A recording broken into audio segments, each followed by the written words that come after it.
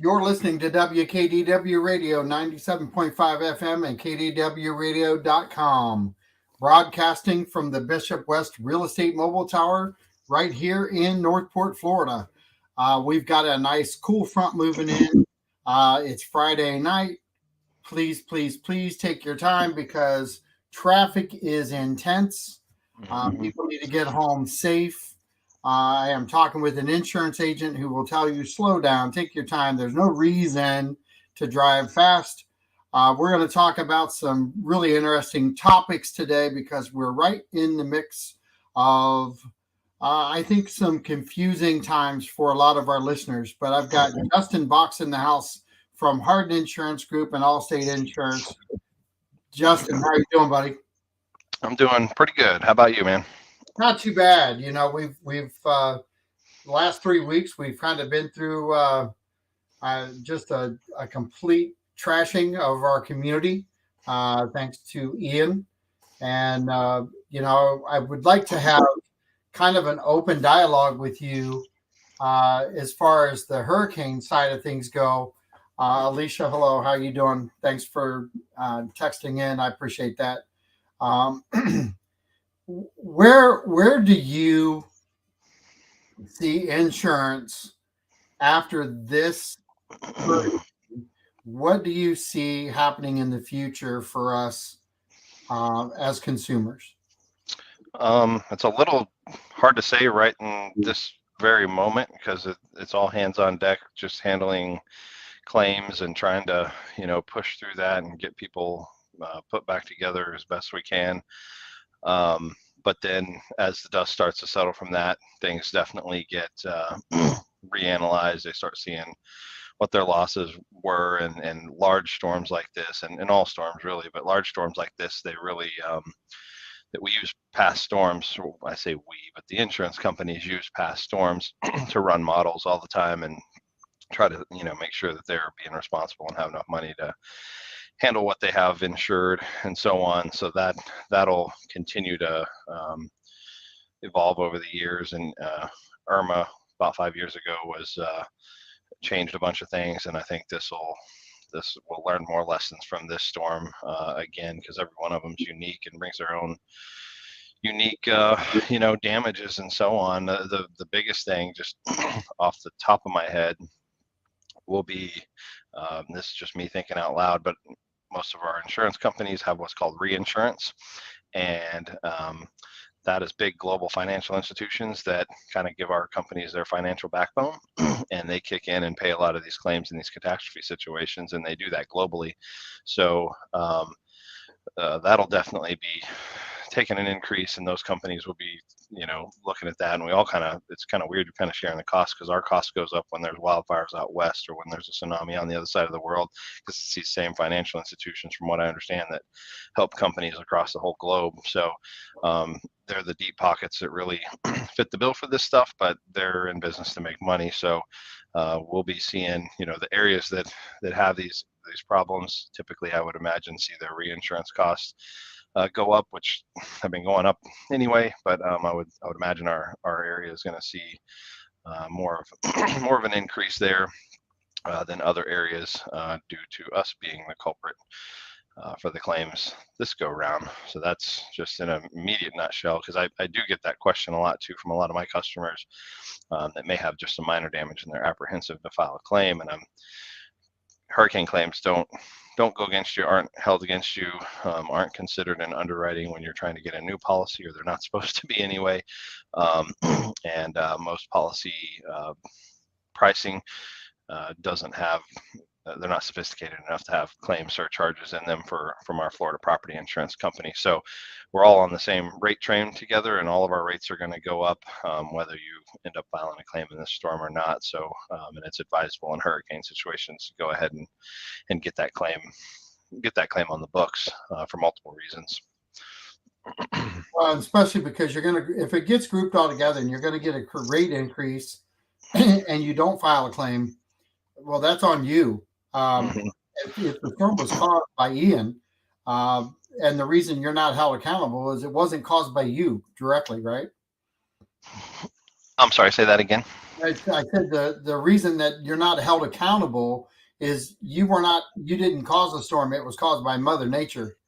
Um, Yeah, yeah. Then those act of God type things don't go against you. Kind of a bummer. Other claims do, because most claims people didn't do anything negligent to cause a pipe to burst or whatever may happen. But these catastrophe claims definitely do not get held against you, and then all of our policies are going to go up together. Plus your hurricane deductible. I guess other people, the other thing considerations is a lot of us have this very large hurricane deductible. That's totally normal here in Florida. Um, Say you have a $8,000 deductible and you get $6,000 worth of damage, and you go, well, I'm not going to waste my time filing the claim. The claim should be pretty quick and easy because they'll quickly analyze and see that you didn't have that much damage. But those deductibles are different than most other deductibles in my business. A hurricane deductible is an aggregate deal. So per hurricane season, you only pay that once. It's like a health insurance deductible. So if Ian comes through and you had $6,000 in damage and you had an $8,000 deductible, you didn't hit the deductible, so no payout comes from Ian. But if another named storm comes through, causes damage, you only have $2,000 of deductible left. So if you get another $10,000 in damage, well, now you got a $2,000 deductible, and the other eight would get paid in that scenario. So that's the other advisable thing, because the insurance company will go ahead and already have that on the books and know that you've chewed up X amount of your deductible. So it's advisable, unless the only time we're supposed to tell everybody to file a claim, but if you lose 3 panels of a fence or something and it's a few $100s, I don't know if I'd waste my time for that. But most scenarios, especially with this storm, have been much greater damage than that. so I want to talk a little bit about the homeowners policy, and then I want to kind of get into like the wind shearing of that, and then also go into flood. And I want to keep them separate because they're not the same policy. Mm-mm. So, can you talk first about homeowners policy? And I'm really going at this for citizens right now a different way. There's a fear factor a lot of times when you go into an insurance agent's office and you sit down in front of them that they're going to upsell you on everything. And I want to kind of take that off the table right now because you're not buying anything watching this show. And this is exactly what I think you should do with your insurance agent when you go in the door today. Because now we've been slammed with Education 101, which is this storm. This storm created a lot more havoc in our territory now than we had with Charlie and even Irma. There was not this kind of devastation. There weren't these claims at this level in either one of those two storms. But if I were to sit down across from you at your desk, tell me what the difference is in a homeowner's policy that I should be paying attention to when I get one from you. So what we try to do in our I lost you. I lost you. You faded. You faded out. we can, utilizing all the Can you, resources. Oh, can you start that over again? You kind of faded out. oh, sorry there. Yeah, something that we do here, that we kind of take pride in, is we try to set ourselves in the customer's shoes and say, okay, well, if this is my house, how would I insure this? And when we're setting up the homeowners policy, we're going through trying to make sure that we've got all the right things in place. They are a package policy by default. However, there's some little side things that need to kind of be tacked on, and we go around and try to make sure those policies are built out that way, so that they're not out coverage if something were to happen, and uh, are we able to do that perfectly every time? Probably not. I mean, we're not perfect, but we try to be as detailed as possible. And and then when this, it's like you said, we're kind of back to school, because there's some stuff that we've found out that certain policies always have these little quirks between one company to the next, and some of them I consider good quirks. It's like, oh, this company does this, but nobody else does. So yeah, that particular item's covered, whereas it normally wouldn't be, and vice versa.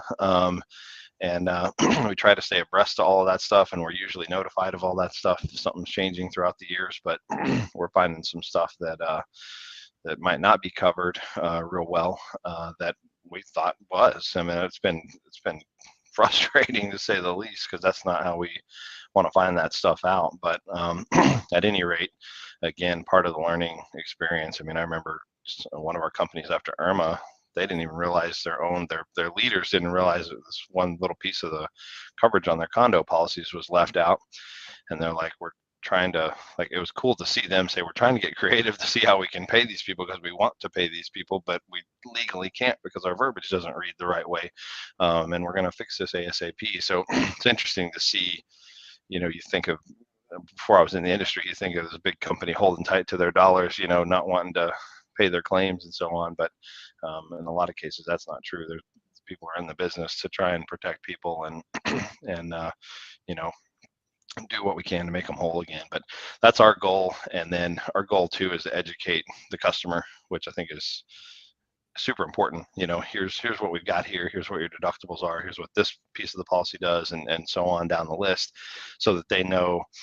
I don't expect them, if you quiz them on it 2 weeks later, to be able to recount everything we talked about. But at the time they're buying the policy, they know, hey, we've gone through and we've done this and we've done this and we've thought about this, and this coverage is for my outbuildings and fences, and so on and so forth down the list. So that's really our goal, is to really protect people the same way we would protect ourselves. So Well, and I kind of want to expand that conversation just for a second.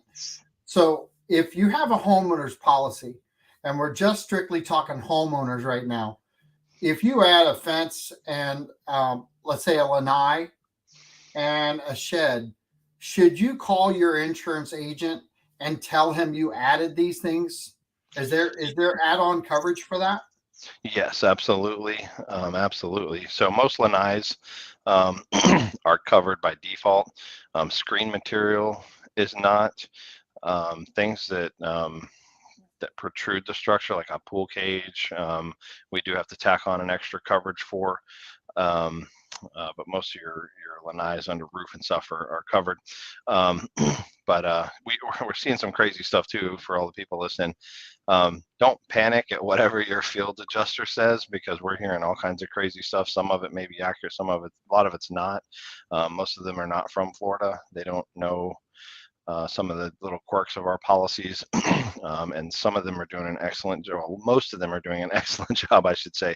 Some of them are doing. We're hearing some crazy stories back. Some of these guys are kind of quirky, but their job is just documenting the initial stuff that they can see, getting that into the carrier, and then the person inside the company, we call them inside or desk adjusters. They're the ones with the checkbook, and then when we start showing them, here's what this stuff's actually going to cost to, because these initial estimates are coming in really, really low and making people panic, myself included. So we've already been witnessing the supplement. So a supplement is when the initial estimate said this is going to cost 10,000, but then you show them, well, hey, here's my guy doing the work. It's going to be 15,000. Then they boom, they open that piece of the claim back up and they go, okay, yeah, we need to adjust this to 15. Here's 5,000 more dollars, and so on. So there's going to be supplements like crazy for almost every scenario, um, in this situation. But yes, all of that stuff. Anytime if you've upgraded the interior, you do a new kitchen or bathroom. When we write the policy, we usually have the conversation about, hey, we've done a replacement cost estimator. I can see what square footage your house is. I can see what square footage, I can see what size your garage is and what square footage your lanai and that stuff. Here's what we've come up with. And then I always tell people, this is assuming sort of a builder's grade type build out. If there's upgraded flooring, cabinetry, carpet, losing my train of thought, flooring and cabinetry and countertops, stuff like that, we need to account for that, because you could have a $30,000 kitchen, or you could have a $150,000 kitchen. That can make a huge difference in what you need to cover the house at, to make sure it's covered properly, especially in event of a total loss. But um, all of the above, yes, there's tack on coverage for that. Other structures would cover your sheds and fences and so on. Most policies have a little bit of coverage there by default, but once you start adding that stuff, it's usually, you usually need to beef it up a little bit, and it usually doesn't change the price for other structures, for sheds and fences, a whole lot. So So it's worth taking time out anytime that you do anything to your home, just to go ahead and give a quick call to your insurance agent and give them an update of what you've added in, whether it's an upgrade or new carpet, new flooring, new appliances, new shed, just a new fence around your backyard. Um, those types of things in today's world right now, if you would have not done that prior to this hurricane, and you've lost a shed, you've lost your aluminum lanai, and you've lost your fence. There's no catching up with that, is there? Probably not, no. Because we ran into that where we were getting calls when a storm starts getting close. All the insurance companies kind of go on lockdown, because people will kind of come out of the woodworks and try to get. They may not have any insurance at all or something, and they'll be trying to buy a policy right before the storm hits, which that doesn't usually work. So beware there. But yeah, we did get some calls where people had, added a pool and a cage, and they're like, did we call and let you guys know that we did that? And no, we got no record of that. So luckily, the handful of people we talked to kind of before the storm that had realized, oh, shoot, I forgot to call them, and then got busy. And that was 3 months ago, one of those deals. As far as my knowledge, most of them fared pretty well. So it was like bullet dodged, but some did, some did not. We're finding out some of these that we wrote it, and then outbuildings were added and so on, and we weren't contacted, and we don't know that they were there, so we didn't tabulate for them on the original policy. So it's been a wild ride to say the least. So I'm going to address this a different way because, like I said at the beginning, I want to try to take the fear out of this conversation with people, even though they should have been fearless before. Okay. Because the worst case scenario is you call and you find out, and maybe the number's too high, so you make a decision then. But the things that we're talking about adding on, uh, those things wouldn't have really upped the policy. It wouldn't have like doubled the policy at that point to add on a pool screen and the pool and the shed and the fence. It wouldn't have doubled your policy, would it? No, usually not. It's the detached structures like fences and sheds and stuff. It's usually pretty painless to up that, and just a few dollars extra. Um, Pool cages and aluminum structures, depending on the carrier, can vary, but it's usually a couple $100 or less. Oftentimes it's less than $100 when we add a pool cage on. Um, And that's the annual. pool, it's annually, and then the pool itself. So when, say, a pool and a cage gets added on, that also gets added into the main dwelling coverage. So two things happen there. We adjust the dwelling coverage amount, which that'll adjust the price, and we tack on a side coverage for wind and hail, for the screen, the cage itself. And again, the material is typically not covered, but the structure of the cage is covered. It's kind of a weird quirk on the Florida policies, and one carrier I think that we have, I'd have to double check that, but last I knew, if they haven't changed anything, screen material was actually covered. That was one of those good quirks, but 95% of the time, the screen material is not going to be covered on the Florida policy. But yes, so if we add a pool and a cage, my guesstimation is 200 a year, 200 to 300 a year, difference in price, which, the way the policies are anymore, that's peanuts versus the But the huge premium now. it's really cheap though. When you Not bad. start adding up a lot of what happened today with a lot of people who don't have coverages, you could spend really anywhere from probably six to 14 to $20,000 just for a pool cage.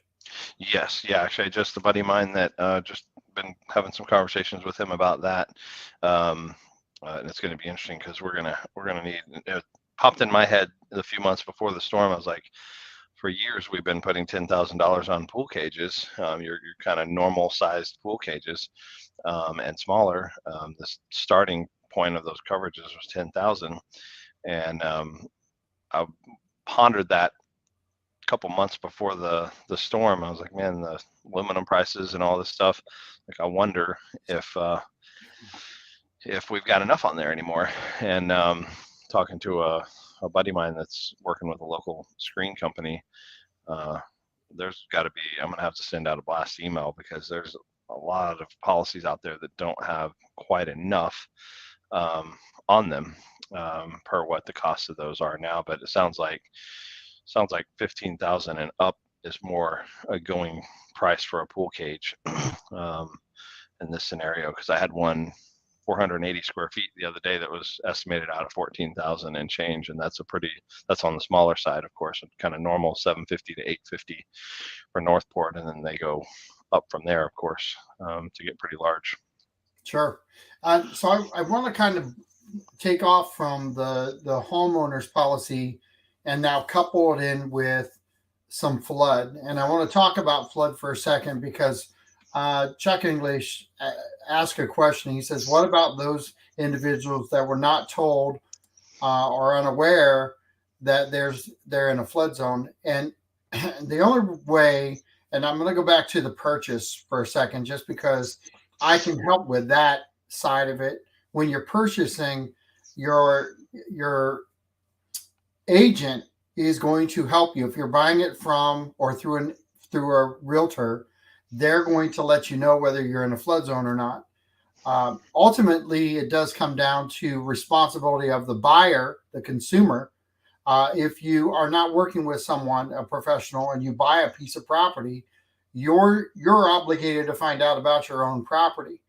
A lot of the people who flooded though, in our region right now, let's just take Northport and not get outside the scope because we had major flooding here caused by a huge amount of downpour of rain, not just here but further up the watershed. And we've educated on that. But I do want to talk about this because a lot of people aren't in a flood zone that flooded. So they didn't have flood. They were in an X flood zone and they were not slated to get any, and nor did anybody really think I should have it. Is that pretty accurate? Um, yes and no, but yes, mostly. Uh, if somebody if somebody asks us about flood and flood zone and so on, and if they're in flood zone, obviously we bring that up 100% of the time. But um, it's something that usually pops up in our conversation, and it's in the homeowners insurance app. It's kind of in your face about, hey, flood's not covered here on this particular policy. That's always a separate policy for the most part. Some homeowners companies are starting to get where they can, you can add flood in on them, but that's still pretty rare at this point. Um, but my little speech that, press play on my broken record speech, here, for flood is, we're all in a flood zone. Everything's a flood zone. When FEMA maps a county, it's all a flood zone. It's just what level of flood zone. And really, within FEMA, there's really only 3 or 4 tiers. There's kind of what you mentioned, flood zone X, which is a majority of Northport. That is where, in layman's terms, most people would say, "Oh, I'm not in a flood zone, so I don't need flood." And I, I hate it when people say that. I always tell them, we're all in a flood zone. X is the lowest risk as far as the FEMA maps are concerned, and then your A zones are kind of the middle risk. We see a lot of that around Port Charlotte, but there's definitely A zones here in Northport as well. And then V zones are typically out on the barrier islands, Sanibel, Captiva, and stuff like that. V zones are concerned with actual like moving water. They're worried about water that's going to come through and maybe could just push a house off of its slab. Whereas A zones are more docile rising water concerns, as are the X, B, and C zones, or the quote unquote non-flood zones. But my little spiel and my take on flood, because you kind of get taught this. I've taken quite a bit of flood education over the years, and I find it abrasive. I don't say this to people, but I sometimes I tell them this, that I think this is kind of goofy, but it's unfortunately true. And one of the education classes when I first started a long time ago, said if your customers ask if they can flood there, you should follow that up with a question, well, can it rain there?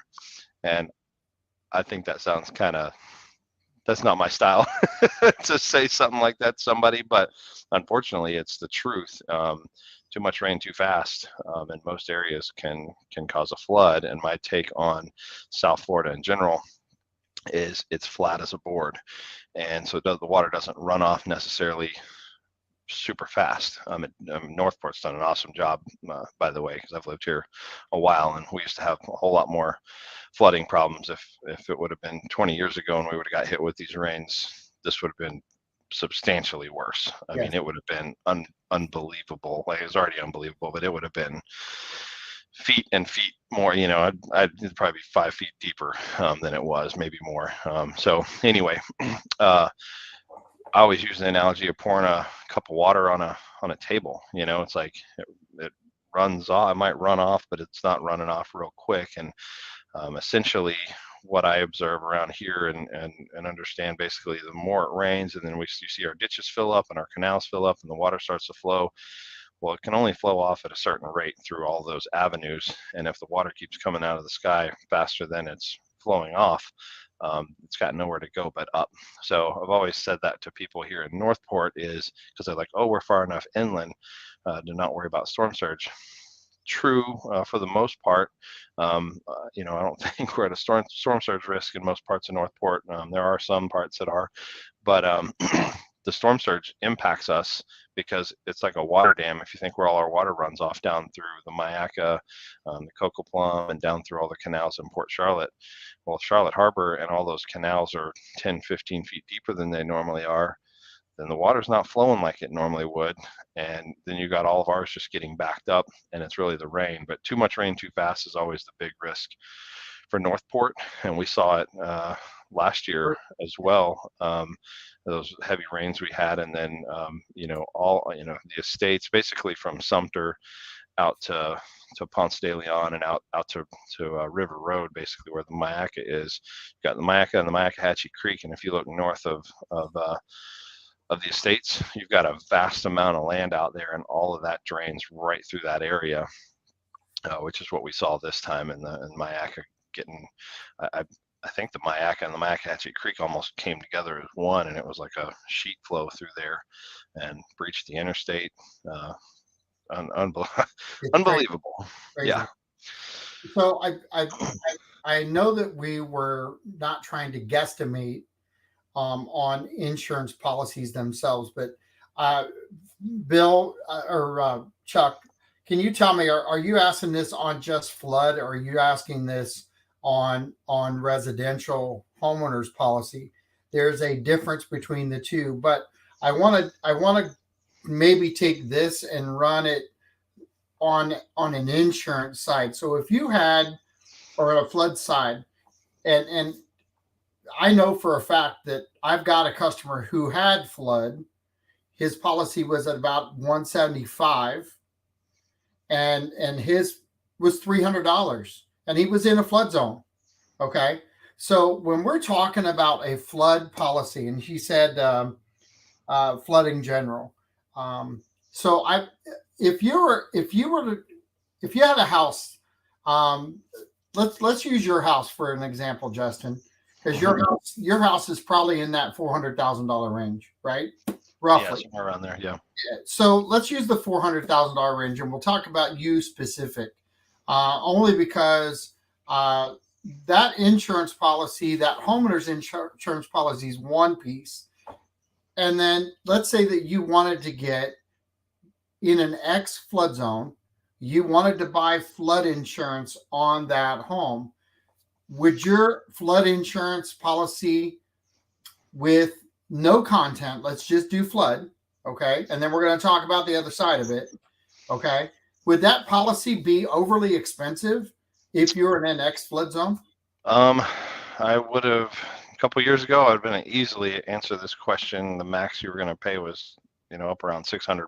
But flood changed the way they rate now, and for basically your X zones, like what most of Northport is. It used to be these cookie cutter policies with a set rate, and it was a set policy, and you would do a 250,000 for building and 100,000 for contents, and it'd be $572, and now they've changed their rates, and you can't even ballpark them anymore. They don't use logic, I guess. I don't know if I should say that or not, but the rates don't make any sense anymore, to be dead honest. And so ballparking one, we've seen these that would have been $500-600 forever. I've been doing this since '04, and that's the way it always has been up until about a year and a half ago. I forget the exact date that they changed that, but um, it might be $300, which would be kind of an anomaly on the low side. But we've seen them be more in the $1,000 to $1,500 range, even for X zone now. So it's a little odd. And then if you're in flood zones, new policies are wildly more expensive for the most part than they used to be. Is that why we need to get um, maybe state representation involved and federal representation involved to kind of get these things kind of settled down some? Yeah, the flood rates are controlled by Congress. I mean, it's a FEMA program. The National Flood Insurance Program is part of FEMA, um, and they did a bad job throughout history rating those, and it was just, I guess, supplemented with government income because the rates were lower than they should have been. The flood program was always in the red, and it was just kind of no private insurance company could have ever rated like that. They would have gone out of business. So, but it was always in the red, and then they kept fiddling with it. A few years back, they made all these radical changes, and it was literally pushing people out of their homes, and people were losing. They couldn't sell their property because people have to pay $17,000 for flood insurance and all this stuff. Then they reverted back to the old way because they're like, we didn't realize what kind of impact we were going to have on people. And then just here recently, they've rolled out this new rating program that doesn't hardly take into account elevations or anything like that anymore. It does to a degree, but not like it used to. Which is why it's just impossible until we'd have to plug in an address and see what number came out of the system at the end of it anymore. But yeah, it's And wild. But I want to go back to elevation because you said something there. What is the flood zone elevation? so there is in A zones, which is what we deal with mostly around here for the actual quote unquote flood zones. There's typically a number called the base flood elevation. That number is a number that FEMA throws out there when they map the county. It goes through, and there may be all these AE zones, for example, and then each specific location will have a base flood elevation. Base flood elevation is just a number on the flood map that's in the flood system, and that's what traditionally, basically for the county to be in compliance with all the FEMA stuff, they've got to make sure all finished floor elevation, so the actual finished floor of houses, have to be at or above base flood elevation for that county to be in compliance with FEMA and to be part of the flood program to a degree. And then in the last few years, a lot of the counties have gone to, hey, we're doing a +1. So if base flood elevation is 8, we're going to require everybody to be in that particular area to be at 9 feet or above for all these new homes. And that was really helping with flood because it was knocking rates from $1,800 down to $1,000 on those particular homes. And if you went a couple feet over, it would be $600. And now now all that effort and stuff is may or may not pay off. It's like they're just, it feels like they're just pulling numbers out of the sky, to be honest. But and they're wild. Some of them are wild. But my hope is that private companies, because we're starting to get more private companies that are starting to write flood. There's a lot of data they need to collect and a lot of claims experience they need to figure out before they can competently rate these. So they're really slowly getting into writing flood insurance, and that my hope is that we can get there, because these flood policies don't have, they have building coverage and contents coverage, and a lot of people do just building and no contents if they're being forced to buy the flood from their mortgage company.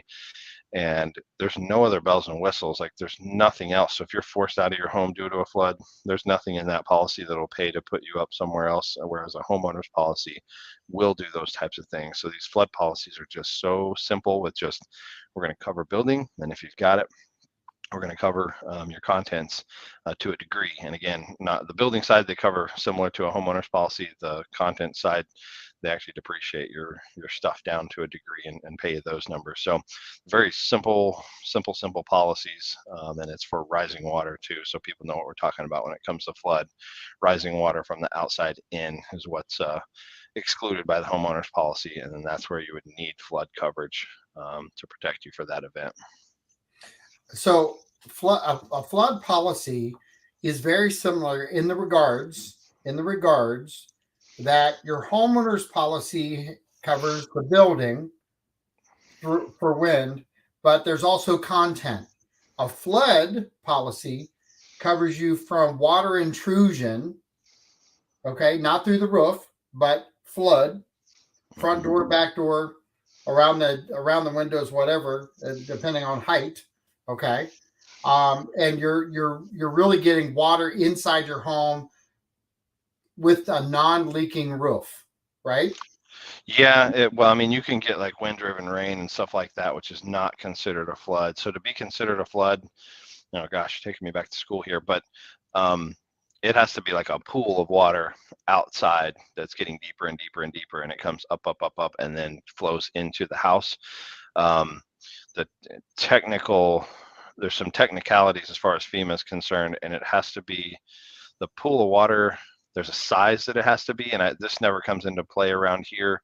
So it's always the other qualification, but there's two categories. I think it's has to be 3 acres. Don't quote me on that, but the size of the pool of water has to be 3 acres or larger, or touching multiple properties. So in Northport, if water comes up and gets into somebody's house, that pool is definitely touching a neighboring property, so it's classified as a flood. So that's the one that sticks in my mind, because that's relative to our area. If water comes up and gets in a home around here, that pool that got deep enough to get in their house, definitely going to be touching the neighboring lot as well. So it'll be categorized as a flood. So I'm going to talk. I want to talk to the citizens right now that if they did not have flood policy and they were not harmed with wind, let's say their roof was fully intact, or even their roof was damaged, they would have to have two policies, would they not? The flood policy and the homeowner's policy. In And you said order, at the beginning that they got they were rising water in the house. yep, rising water. They were involved in the flood, and they would have to have a flood policy for that. And then because of their, let's say the siding of their house came detached, and then some roof damage, that would be the homeowner's policy at that point, correct? That's absolutely correct. Yeah. So in those scenarios are rough, because it's a little, the insurance adjusters know exactly how to sort that out, who's responsible for what. But you're absolutely correct. In a nutshell, the rising water that came in and messed up flooring and drywall and cabinets and furniture and stuff like that, that would be on the flood policy. And then the damage to the siding and the roof would be on the homeowner's policy.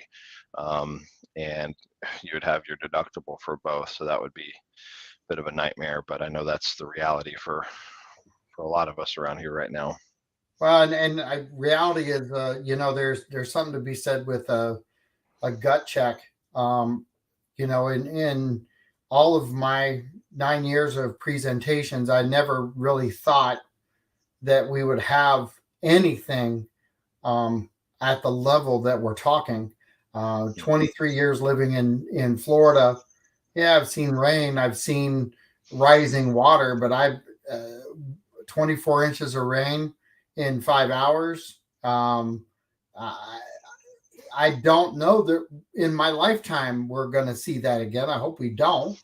Mm-mm. Um, you know, I listen to Public Works, and I've had them on my show, and you know that our 80 miles of canals are in the best hands ever with Yeah. the city of Northport, and they're not geared to handle that amount of water. There is no ifs, ands, or buts around that.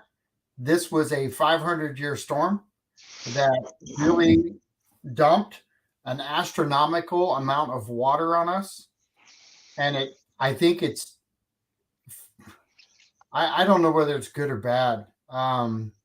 To where people are analyzing things a lot different. I hate the fact that it's a wake up call now, Yeah. because we have a lot of citizens who have, one, lost their homes, two, owed money on their homes, and three, didn't have the flood portion of their policy activated, and nor would they have expected that even from the lender on Yeah. the on that particular home.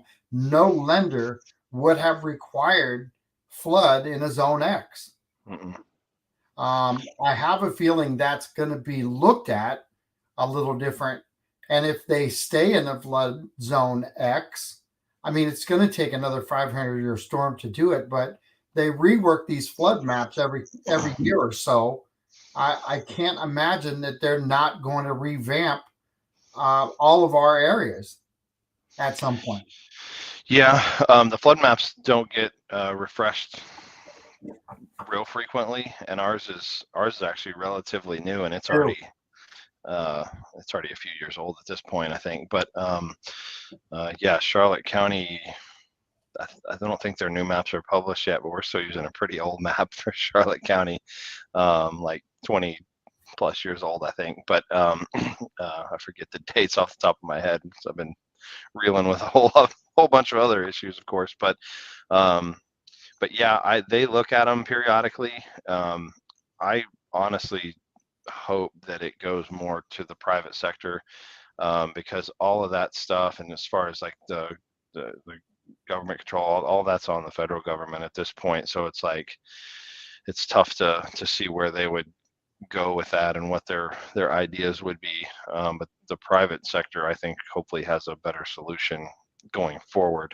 But it's going to take a while. But we're already a few years into them dabbling in this, and this storm will actually probably help them with some flood data, to help them rate these things going forward. So that's my hope, is the private companies get involved, because then when we buy insurance from them, the coverage is so much nicer that when we can get one of these private flood policies, it'll pay for them to live elsewhere. It'll give them replacement costs on their personal property, and it's just a so much sweeter policy if we can find it. It's not feasible for most people right this second, because it may be astronomically expensive, or it just may flat out not be available. But yeah, I don't know what they're going to do analyzing it, because this was such an anomaly, sorry, as far as the event size goes.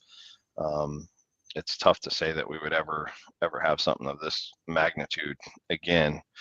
But they've got Northport pegged pretty well. I mean, it was interesting seeing what flooding happened where, with regard to the flood zones. And I know I've got one house not far off the Myakatchee Creek, and it's in a flood zone, and they have flood insurance, and it's inexpensive flood insurance, but they had 2 or 3 feet of water in the house. It was really deep, where this particular house was, and you know, same thing. The house has been there 20 plus years and never had an issue.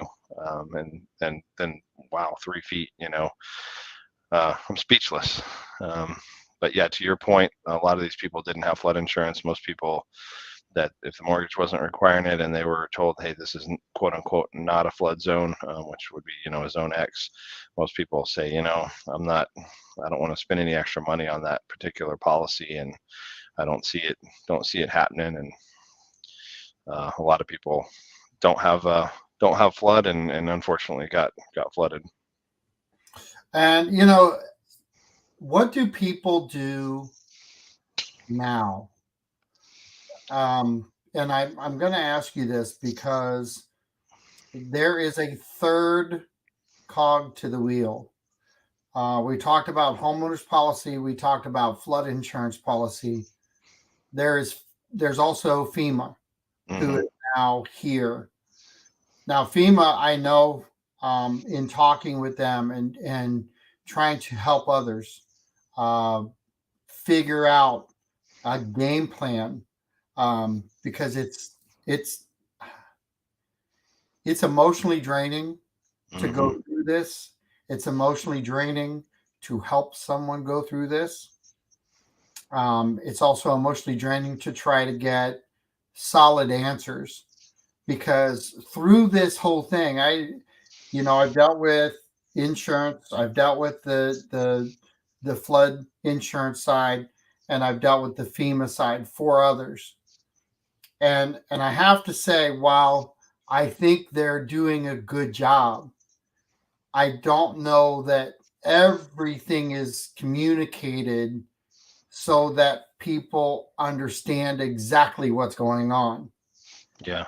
And I don't know that you can answer that question either, because every scenario is different.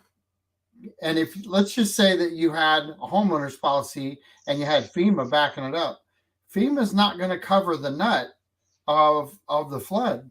They're going to give you a portion of whatever they think might help you, Yeah. and it may never be enough. But yet the people still owe money on the house. They still have to pay the rent, or not rent but mortgage. They still have Hmm. to pay the insurance on a house that may never be lived in by them. Yeah. Yeah. It's tough, and I don't on the FEMA side of things, because that is the your last resort, that I'm aware of. Um, there are some charitable organizations going around, that are doing some stuff for free, but I mean that's still not typically rebuilding, but it at least help you with debris removal and cleanup and getting damaged, property out of the house and so on to prevent further loss.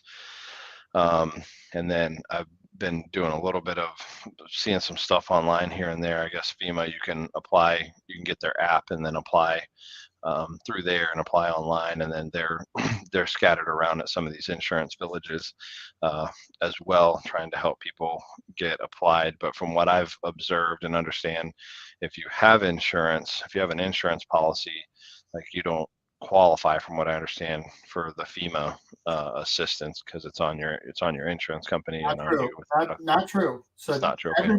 it is not true. So I would highly, highly, highly recommend, just like you and just like the insurance companies say, file, file a claim. Go to FEMA, file a claim. Let them tell you no. Let them Yeah. tell you you can't get it. I know for a fact that one of my customers has homeowners insurance, has flood insurance, and has FEMA checks coming. And Cool. because he has mold growing in his home, they're actually paying him to live somewhere else. Wow. Okay, that's great news.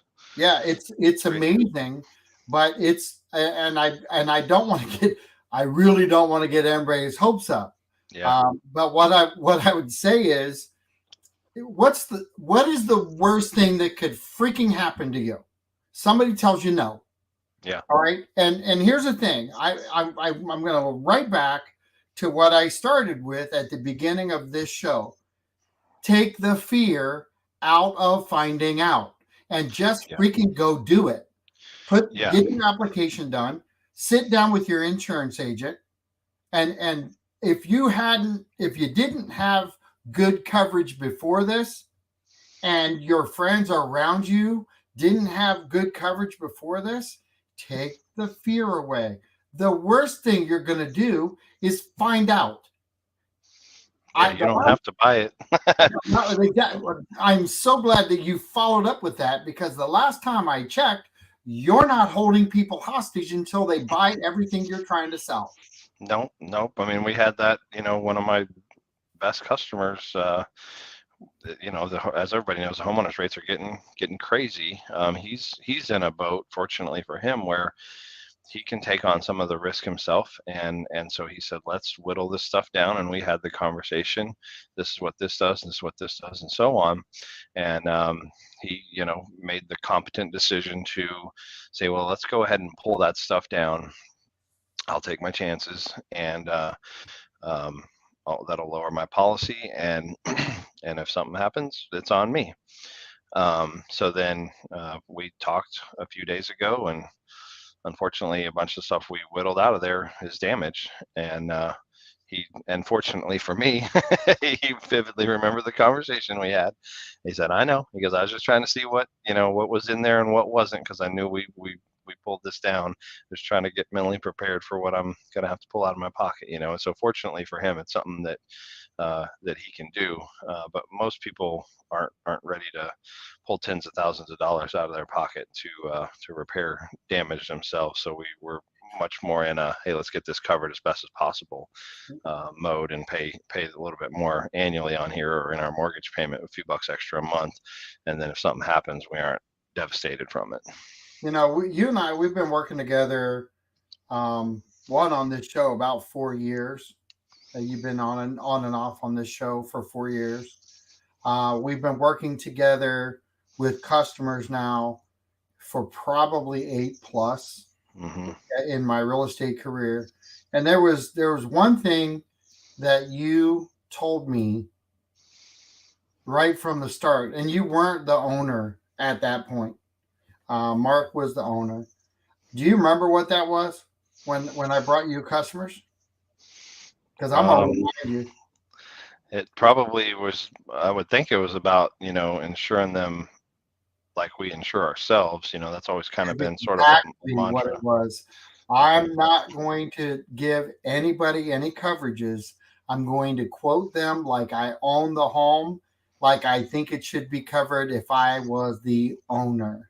Hmm.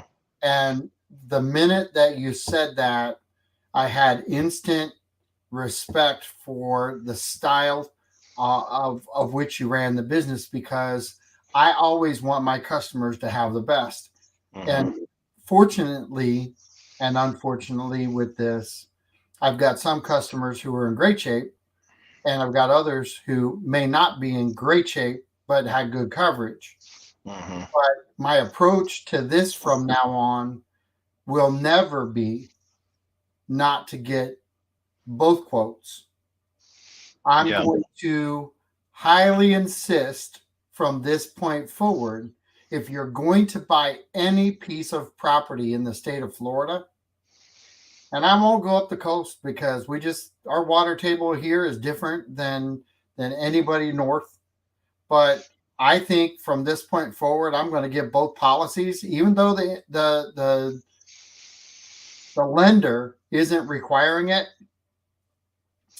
There's going to be a hit in some of these cases where there's going to be foreclosures. That Yeah. this market was not being hit by foreclosures. We were not seeing the foreclosure market that a year and a half or 2 years ago everybody said get ready. Hmm. The banks are prepared for that now. They're wiser today than they were back in the last economic downturn. Hmm. But here again, the banks are not prepared for this. This is totally different than houses that may have had copper stripped out or been in foreclosure. These are homes that now have been flooded, who need gutted. They're not slapping lipstick on the pig.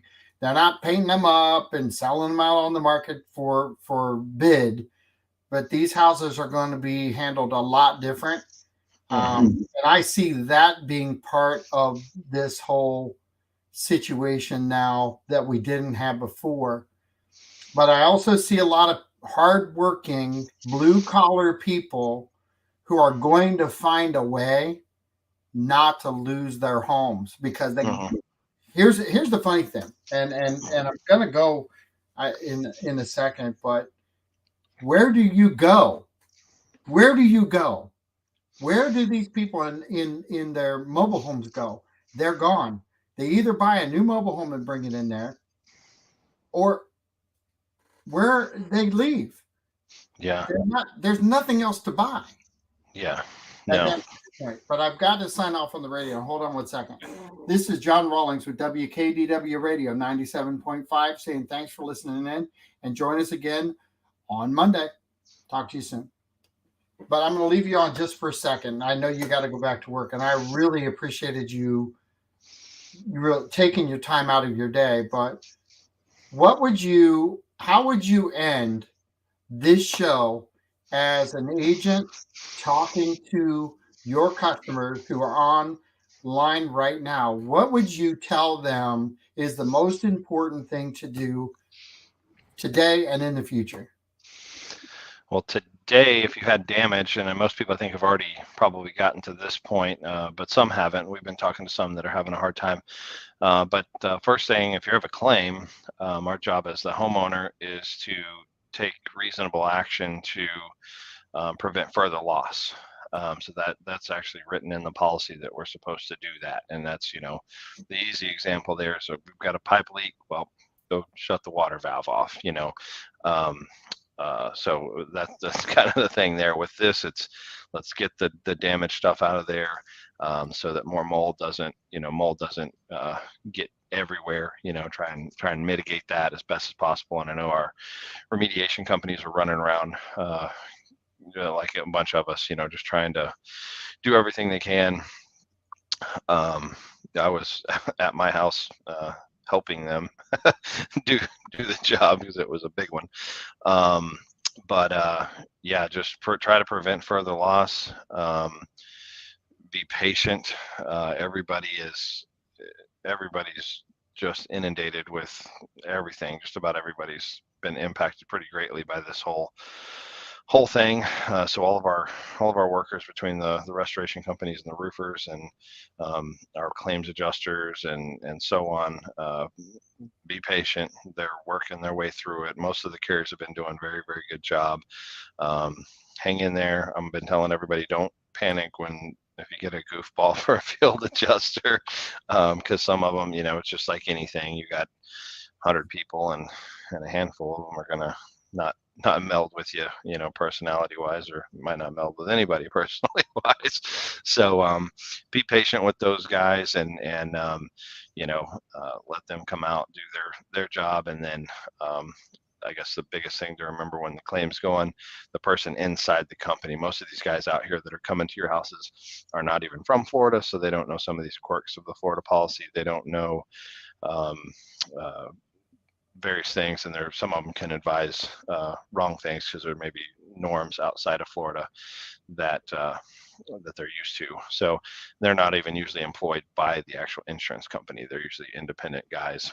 So just remember that whatever they do and whatever they estimate out, you're probably going to get paid a whole lot more than that on your claim, because we do these supplements, and the person that sits inside the actual insurance company, called desk or inside adjusters, they're the ones that cut the checks and make the calls. And once they start seeing what these actual cost of the repairs are on each house, then they start cutting out checks. So I'm already seeing, I have one customer that already has multiple supplement checks cut. So they've got their initial payment and then have had, I don't even know how many supplements. She's on the ball getting all kinds of stuff into them, and they've already, approved her roof price and so on. So getting these supplements in, I've been seeing very positive activity on the insurance company's part, getting all of that in there.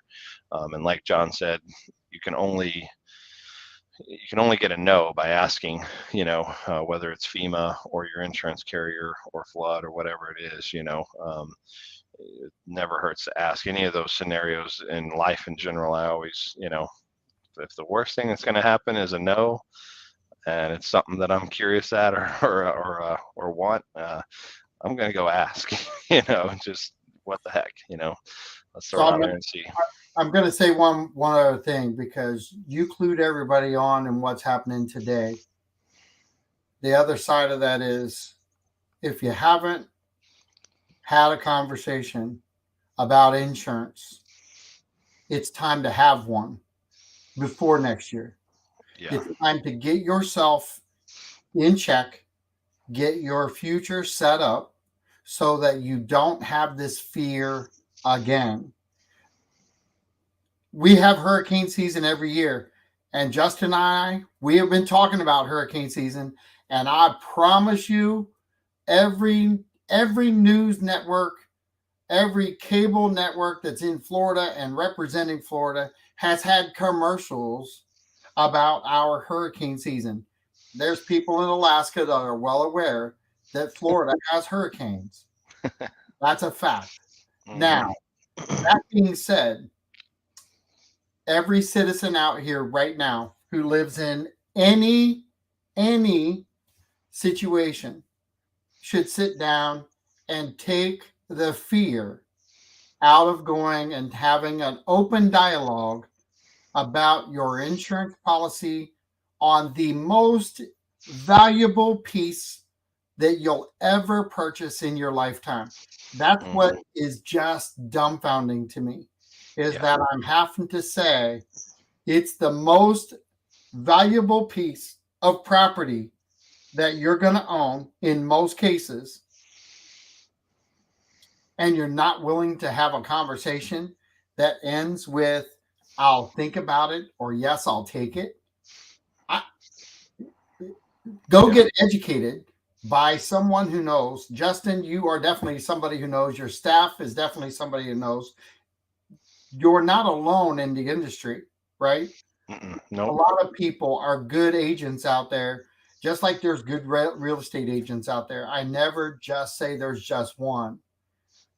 And I'm one of the real estate agents, but wouldn't you say take the fear out and just go get educated on what you can get? Yeah, absolutely, John. That's something kind of made me think of a couple other things that we've been running into, and just to kind of reiterate your point, and it's something I've told my customers. We have too many people to keep after them one by one, and beg them to come in for an insurance review year over year. But as I talk to people, I always tell people at least every other year, it's a good idea, and I'm we're fortunate over here. A lot of our customers do this, and some of them do it on an annual basis. Some of them do it every 2 or 3 years. But things change, like you said. They may add a shed or a fence, or the pool cage thing that I had mentioned, where we've put 10,000 on all these cages that were, $6,000 to $8,000 to build, but that was 15 years ago, and now do we have enough coverage on there? Another example is that we've talked about in our agency a couple months ago, really bringing up for our existing customers and when we're writing new car insurance policies, but the cost of a rental car. Your normal rental car coverage on a car policy, if you even have that coverage, is $30 a day. Well, good luck, finding a rental car for $30 a day now. So, um, looking into that and saying, okay, this is another $8 per 6 months to go to $40 a day or $50 a day towards a rental car. And then those are unique situations because, well, maybe when I talked to them, a husband and wife, and we wrote them a policy, they had one car. Well, now they have two cars and they're retired and they go everywhere together in one car. Maybe they don't even need that coverage anymore. So uh, we find discounts. We find, that they didn't qualify for when they bought the policy, but now something's changed or there's a new discount that came out. A lot of that's automated, thank goodness, so we aren't missing it. But we do. We find this thing here or there. We find out, you know what? I had this and now I don't have a need for this, and this so it might actually lower your price. But oftentimes as people grow, they've added something. They've added something to the property, a pool, a fence, a shed, or whatever it may be, and we need to calculate for that because it's something that it's much better to at least know because it I have people call and say, hey, I've done this, how much more is it? And then they might say, you know what, I'll just take the risk, and then on my end we document that, hey, we talked about this, but then they've made that decision, which ultimately on your insurance policy, it's your decision. You're the boss. You get to choose what you put in there and what you don't. I just think a lot of people don't realize what is and what is not in there, and they just haven't had that conversation with their agent. So Talk. hmm I can do that. Yes, you can. Justin, I appreciate your time. I'm going to send you back to your office and let you, or you're in your office, but back to work. But I truly appreciate you taking time out of your day and having really a totally different conversation than we usually do. But I would really like to sit down and do this again in the very near future, and even get. I would hope to be able to get 5 or 6 citizens online with us. I'm going to try to work that out in the very near future, where they can ask questions and feel like they're part of a roundtable discussion. I think it would kind of be a cool thing. Yeah, that would be really cool. All right, buddy. Well, you have a great day. I'll talk to you soon, and tell everybody I said hey. Will do. Thanks, John. Right. This is John Rawlings with KDW Radio 97.5 and Justin Box at Hardin Insurance Group on Toledo Blade saying thanks and have a great day. And we'll talk to you guys soon. Bye. All right. See ya.